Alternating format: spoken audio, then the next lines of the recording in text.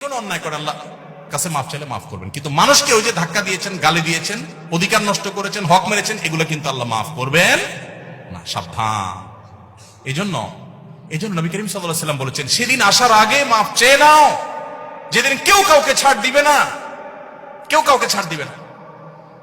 গালি দিয়েছেন, রিকশালা ভাড়া দেন নাই, চুন থেকে নুন খসছে, কথা থেকে কথা বাড়ছে, তর্ক হয়ে গেছে, যা বেটা দিলাম না, কি করতে পারবি কর, চলে আসছেন।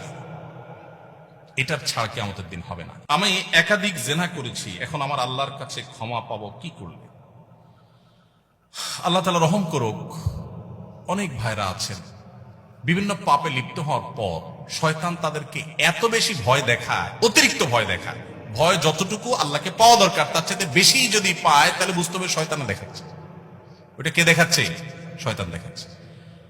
আপনি কোনো গুনাহে লিপ্ত হয়েছেন, যে কোনো গুনাহ, পৃথিবীতে এমন কোন পাপ নাই যেটা মাপ চাইলে মাপ হয় না। এমন কোন পাপ, এমনকি শিরকও নাই। শিরকের গুনাহ যদি করার পরে মাপ চায়, তওবা করে, মাপ হবে না? হবে না? তওবা ছাড়া মারা গেলে মাফ করবেন, এটা ভিন্ন বিষয়, কিন্তু তওবা করলে সেটাও মাফ হবে।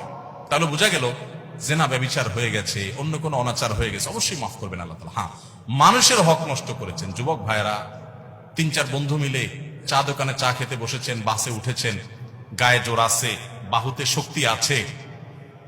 আমি এই জন্য বলি, 4-5 যুবক ছেলে ফেলে যখন চার দোকানে বসে, তখন ওই টিবয়কে ডাকার টোন কিন্তু পাল্টে যায়। একা একা গেলে বিড়ালের মতো বলে, মামা 1 কাপ চা হবে? আর 4-5 জন গেলে কি বলে? এবারে চা দে। কথা কানে যায় না? কতক্ষণ ধরে বসে রয়েছি, কারণ আশপাশে বন্ধু বান্ধব চা আছে, শরীরে একটু ভাব আসছে, তাই না? আহা, এই মাস্তানি, এটার বিচার হবে, এটার বিচার হবে। দুনিয়াতে সে বেচার বিচার পাবে না, কিয়ামতে বিচার। বুড়া বয়লে আপনি হাজী সাহেব হয়ে গেলেন, মাগার ওই যৌবনকালে যে মাস্তানি করে আসছেন, গুন্ডামি করে আসছেন, তার বিচার আল্লাহ করবেন। So be careful.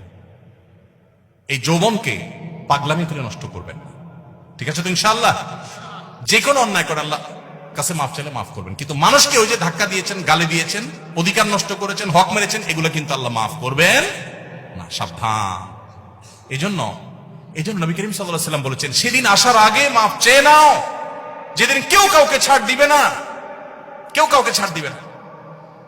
গালি দিয়েছেন, রিকশালা ভাড়া দেন নাই, চুন থেকে নুন খসছে, কথা থেকে কথা বাড়ছে, তর্ক হয়ে গেছে, যা বেটা দিলাম না, কি করতে পারবি কর, চলে আসছেন।